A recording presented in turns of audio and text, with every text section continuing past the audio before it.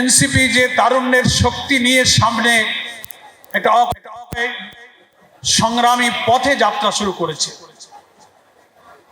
প্রথম জাতীয় সংসদের নির্বাচনে একটি নতুন প্রতিষ্ঠিত রাজনৈতিক দল হিসেবে 11 দলীয় ঐক্যের শরিক দল হিসেবে তাদের নির্বাচনের যে ফলাফল, লক্ষ লক্ষ মানুষের ভোটের মধ্য দিয়ে এনসিপির প্রতি মানুষের যে সমর্থন,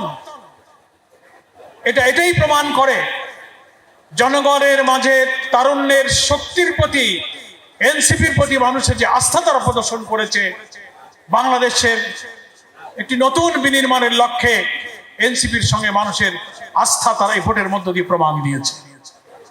সম্মানিত সুধীবৃন্দ, আমরা মনে করি জুলাই যোদ্ধা এবং জুলাই শহীদ, এদেশের লক্ষ লক্ষ মানুষের ত্যাগ, কোরবানি, রক্তের বিনিময়ে আমাদের যে গণ আকাঙ্ক্ষা আমরা পূরণ করার জন্য জুলাই চার্টার, জুলাই সনদ যে আমরা সবাই স্বাক্ষর করেছি, নবগঠিত জাতীয় সংসদের সেশন আগামী 12 তারিখে ইনশাল্লাহ শুরু হবে। সংসদ শুরুর আগে রাজনৈতিক ময়দানে বা নির্বাচিত হয়ে যারা সরকারি দলে যাচ্ছেন বা বিরোধী দলে যারা আছেন, জুলাই সনদের ঐক্যমত্য হওয়া প্রত্যেকটি বিষয়ে বাস্তবায়ন নিয়ে কিছুটা সংশয় এবং বিতর্কের যে সূচনা হয়েছে রাজনীতিতে, আমরা মনে করি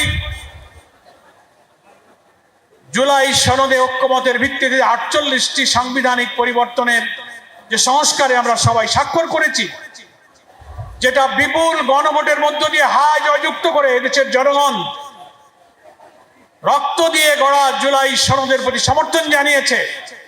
সরকারি দলের উচিত হবে না গণভোটে হায় জয়যুক্ত হয়ে জুলাই সনদের যে প্রতিটি বাক্য, প্রতিটি শব্দের প্রতি মানুষের যে সমর্থন, সেগুলো বাস্তবায়ন না করে তার কোনো ব্যতিক্রম, কোনো সামান্য বিচ্যুতিও কিন্তু এদেশের জনগণের কাছে মোটেই পছন্দ হবে না, সেটা আমাদের কাছে কাম্য হবে না। রাজনীতি বিতর্কের জায়গা জাতীয় সংসদ নিশ্চয়ই, কিন্তু সংখ্যাগরিষ্ঠতার জোরে জনগণের আকাঙ্ক্ষায় যেন আমরা পিছনে ফেলে না দিই, তাহলে জনগণ আমাদের ভুল বুঝতে পারে। সেজন্য জুলাই সনদে ঐক্যমত্য প্রতিষ্ঠিত হওয়ার সংস্কারের প্রত্যেকটি বিষয়ে জাতীয় সংসদে যা গণভোটে গিয়েছে, হায় জয়যুক্ত হয়ে যা গণভোটে রেকর্ড হয়ে আছে, সেটাই যেন আইন আকারে সংবিধানের অংশ হিসেবে সংবিধানে পাশ হতে পারে, অনুমোদিত হতে পারে। এটাই এখন জাতীয় সংসদের পবিত্র দায়িত্ব। আজকের ইফতার অনুষ্ঠানে আসতে পেরে বাংলাদেশ জামাত ইসলামীর পক্ষ থেকে আমি আবার এখানে উপস্থিত সুধীবৃন্দ এবং এনসিপির বিপ্লবী কর্মীদেরকে শুভেচ্ছা জানাচ্ছি। আমরা সবাই জানি youth is the best time of life. যৌবনই হচ্ছে মানুষের জীবনের সবচেয়ে শ্রেষ্ঠ সময়। পৃথিবীর ইতিহাসে যা কিছু সৃষ্টি, যা কিছু ভাঙা গড়ার ইতিহাসে তরুণদের ভূমিকাই হচ্ছে মুখ্য। বাংলাদেশের কোটি কোটি মানুষের দীর্ঘ 17-18 বছরের যে ত্যাগ, যে লড়াই, যে সংগ্রামের মধ্য দিয়ে নতুন বাংলাদেশ বিনির্মাণে এই তারুণ্যের শক্তি একটি অজেয় শক্তি হিসেবে লড়াইয়ের সংগ্রামে একদিকে জাতীয় সংসদে, অপরদিকে রাজপথে সেই সংগ্রামেই তারা সামিল থাকবে। এবং আমরা অবশ্যই সবাই মিলে হাতে হাত ধরে গঠনমূলক নিয়মতান্ত্রিক রাজনীতির মধ্য দিয়ে বাংলাদেশকে আমরা গড়ে তুলব, আমাদের শহীদদের স্বপ্ন পূরণ করব। আজকের এই ইফতার মাহফিল থেকে সেই অঙ্গীকার নিয়ে আমরা যেতে চাই। ইফতার মাহফিলের শুভকামনা করি।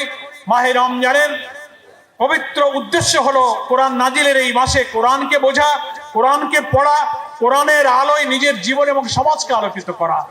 আর রোজার মধ্য দিয়ে তাকওয়ার সঞ্জীবনী শক্তি, মিথ্যা থেকে, অন্যায় থেকে, পাপ থেকে, কুপ্রবৃত্তি থেকে নিজেকে বাঁচিয়ে রেখে অপরাধ থেকে নিজেকে মুক্ত করার যে নৈতিক, যে মোরাল পাওয়ার সৃষ্টি করার এই তাকওয়ার শক্তি রোজা রেখে আমাদেরকে অর্জন করার তৌফিক আল্লাহ তাআলা দান করুক। আল্লাহর কাছে সেই তৌফিক কামনা করে সকলকে আবারও শুভেচ্ছা জানিয়ে আমি আমার বক্তব্য শেষ করছি। এনসিপির সংগ্রাম মুখর 1 বছরের পথ চলা সফল হোক, আগামী দিনের পথ চলা আরো সুন্দর হোক, কুসুমাস্তীর্ণ হোক। আসসালামু আলাইকুম ওয়া রাহমাতুল্লাহি ওয়া বারাকাতুহু।